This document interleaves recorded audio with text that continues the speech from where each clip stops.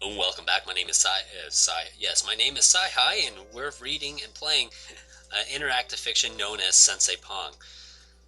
Uh, Anywho, where our story is just left off is Mr. Pierce has just given some kind of uplifting, with a question mark, uplifting speech about promising that everybody's going to go into college, and that's actually kind of pretty cool.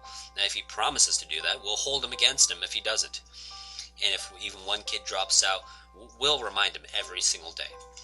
But what do we think about that? Do we think he's only doing it for his own good, or are we actually going to cheer for it because it's something we really do care about?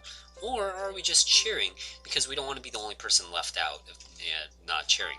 Or, you know, choice number 3, no, Mr. Pierce may love conformity, but I don't think it's anything to cheer about.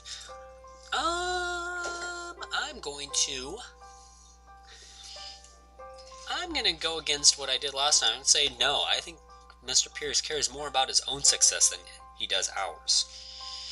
I don't know. That's right. Isn't he planning to run for governor someday? This is probably just some publicity stunt for him. Together, we can make this school great. Oh, together, we can make this school great, Mr. Pierce finishes. Go Kings! As the principal steps back, students start to take up the shout, Go Kings! Go Kings! Go Kings! The rhythmic chant of the pep rally echoes off the walls of the gym, getting louder and louder as everyone falls into the same rhythm. Go Kings! Go Kings! But then, you notice something odd. Ba-dum-bum. Even when people chant in unison, there are always little inconsistencies in their actions. Someone takes a breath, or coughs, or shifts in their seat, things like that. Half the gym is chanting like that, and a few, like Carla, aren't chanting at all. But every single person sitting in the set of bleachers nearest the window, where Will and Jake are sitting, is chanting in unison. Perfect unison. They're all breathing at exactly the same time, and waving their hands in exactly the same way, at exactly the same rate. They're all blinking together. One of us, one of us, one of us, is what they shout, deep down in their hearts. Allison, you whisper, nudging her, look at that. Her eyes follow your pointing finger to the bleachers by the window. At first, she just looks confused, but then you see her expression change, and you know she's seen it too. What's going on? She whispers. Either I say, I have no idea, but it can't be good. Or, I have no idea, but I'll figure it out. Or, I was hoping you'd know. Well, obviously she doesn't know, so I'm not going to save that. But I'm going to say, well, I don't know, it doesn't seem out of the blue. I don't think it's creepy at all. But we don't have that choice, so we're going to have to go with number 1 or number 2. So I'm going to say I'll figure it out. I like problem solving. Allison sits back with an uneasy frown, and you have the feeling your expression matches.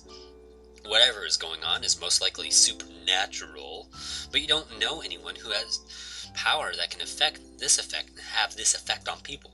You tear your eyes away from the bleachers by the window and quickly scan the faces in the rest of the crowd. Who's noticed it? Who's acting strangely? Well, you've already seen Carla acting normally, slouching in silent boredom. Nothing unusual there. The next person you spot is Haley. She's sitting in the front row with the rest of the newspaper staff, iPhone in hand to take notes, but she's not typing. Instead, she's watching Will and the people around him. Her expression torn between thoughtful intensity and terrified confusion. Yes, she's definitely noticed. Then your gaze automatically goes to Taylor, who's in the bleacher farthest from the window. She isn't chanting or watching, she's just clapping slightly offbeat. Apparently, she doesn't have good rhythm either. But even the hideous fluorescent light of the gym, she still looks good. None of the other students seem to be doing anything unusual. The rest of the pep squad is going about their business. Lisa, Dave, and Mackenzie are all chanting normally, and Casey is bouncing among the other cheerleaders. What about the teachers? Mr. Pierce's expression hasn't changed. You're pretty sure his expression never changes. It's the same dour smirk he always has. Miss Rivera, isn't there? Your gym teacher, Miss DeWa, is the cheerleading coach, and she's so focused on the cheerleaders that she seemed not to have noticed anything about pyramids and jumps. Oh, beyond pyramids and jumps. But Miss Clay does look different. She's smiling and clapping her hands in perfect time with the cheering. Whatever's going on, Miss Clay has seen it and it's making her happy. What do you do? Do I get out of there as fast as I can, or I try to read Miss Clay's thoughts? It might be dangerous, but it's worth the risk. Or I keep watching to see if I notice any more patterns. Well, I think it would also be dangerous to just get out of there as fast as I can, because, if I'm the only person getting up and running, be like, oh my gosh, there's body snatchers, I believe that may draw attention to myself, so I'm not going to do that. Only because I haven't done it recently. Let's read her mind.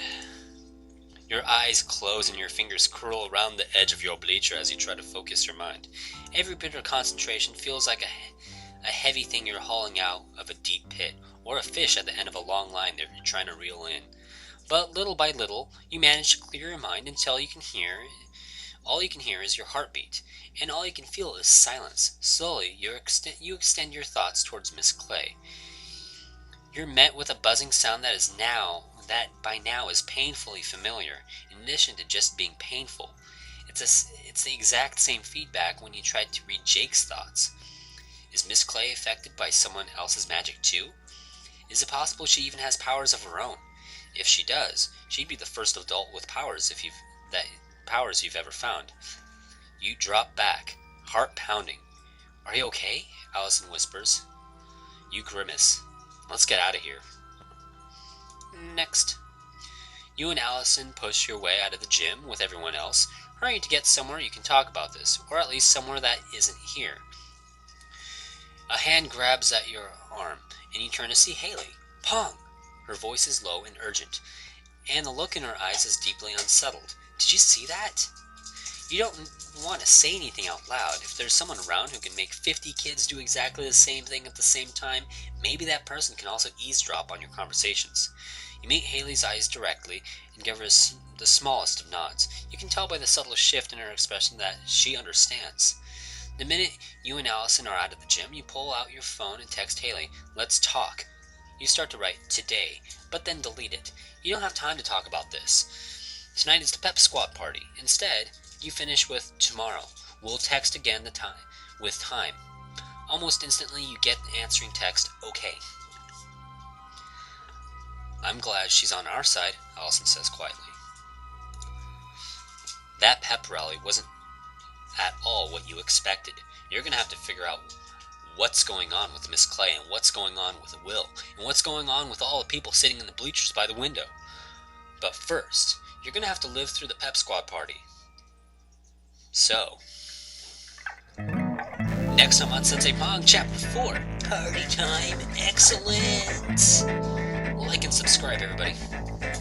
Now, do it. Seriously. Go. Now, like and subscribe. Signing out.